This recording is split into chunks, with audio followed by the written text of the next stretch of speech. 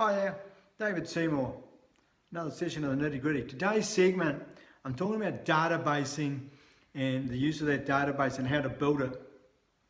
But what I'm not going to do is tell you about the different systems out there. There's an array of different database systems out there. But basically, you just need to get into the habit of building your database.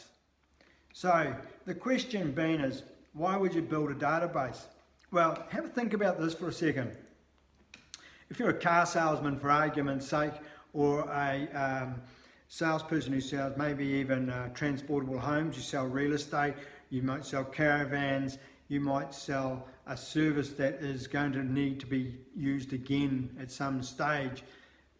Why wouldn't you invest a little bit of time and energy and money into building a database that helps you generate future business? It's not fucking rocket science, people. This is absolutely an easy way and a cost-effective way to generate business in the future. So let's just take car salesman. You sell me a car.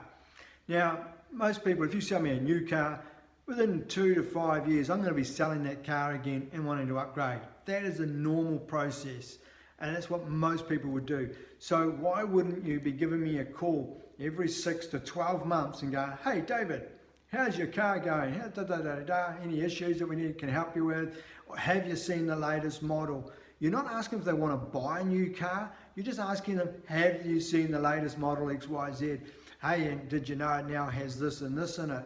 And I can tell you that I have bought new vehicles and I have never heard from the salesman again. It's fucking disappointing that that happens.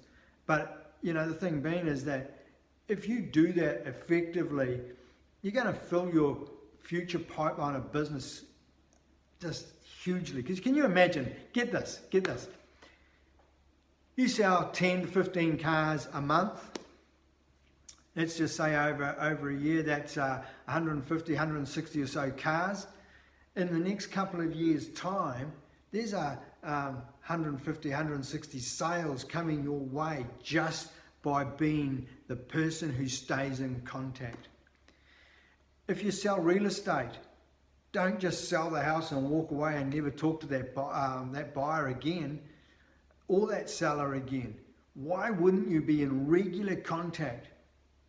And I tell you, there's salespeople out there who never, ever follow up and communicate with people that they've done business before. And it just fucks me off because it's so easy to get business. You sell maybe over a period of over the first few years that you sell maybe somewhere 10, 15, maybe 20 houses in your first couple of years. Well, in the next 4 or 5 years, there's probably 20 or 30 more sales in the pipeline from those people. Just that alone. And here's the thing, if you stay in contact with those people, guess what? When their neighbours thinking of selling, when their brother's thinking of selling, their mum needs to sell the house, who becomes the first port of call? And it's the real estate person that stays in touch. It's not fucking rocket science, as I've already said. However, it's just one of those things that a lot of salespeople just don't do. And I know that from a fact that I have sold houses for people where they said, oh, I bought the house of Joe Agent, but I've never heard from them. And here's the thing, it's just an easy way to lose business if you don't communicate. So your database, you really want first name, second name, phone number, email address, and a physical address in there. And so a way of keeping in contact with people is, hey, it's the anniversary of the purchase of your house, or it's the anniversary of the sale of your house. So even if you didn't sell the person a house, okay, just follow me here. You have the vendor, you sell the house, they move somewhere else, they end up buying off somebody else for whatever reason. You can still put that person on your database and say, hey, congratulations, you've been in your new house now for a year, 2 years, 3 years, 5 years. And chances are the agent who actually sold it to them isn't doing that, so you will be the agent of choice again. You sold them a house, they were the buyer, same thing. Congratulations, you've been in your house for 12 months, 24 months, 3 years, 5 years, 7 years, it doesn't matter. Congratulations. Love to come and catch up with you sometime, whatever. Just a short, brief note. Don't say, let me know when you want to sell again. You don't need to have that conversation yet. You just want to have that conversation, that note that says, thanks very much for doing business with me all those years ago. It's so easy, and so many people fail to do it. It's the use of the thank you card, the use of the anniversary card. But here's the thing. What about the use of a congratulations card? You've been working with a buyer, but they end up buying somewhere else through another agency for whatever reason, because we know that's what happens quite often.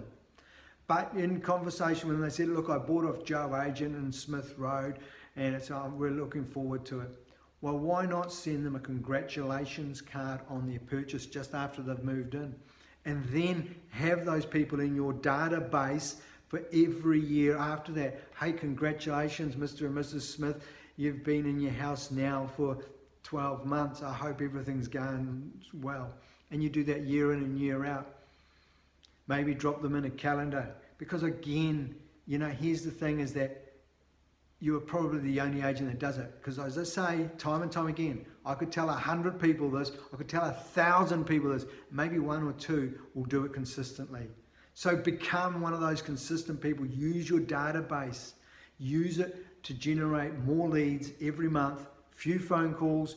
You can actually send out the congratulations, the anniversary cards and all that, but also a phone call, or even better still, if you're in the street or in the neighborhood nearby, make a point of calling in and knock, knock, knock. Hey, Johnny, just thought I'd call in and say congratulations. You've been here for 12 months now, or 24 months, whatever the case may be.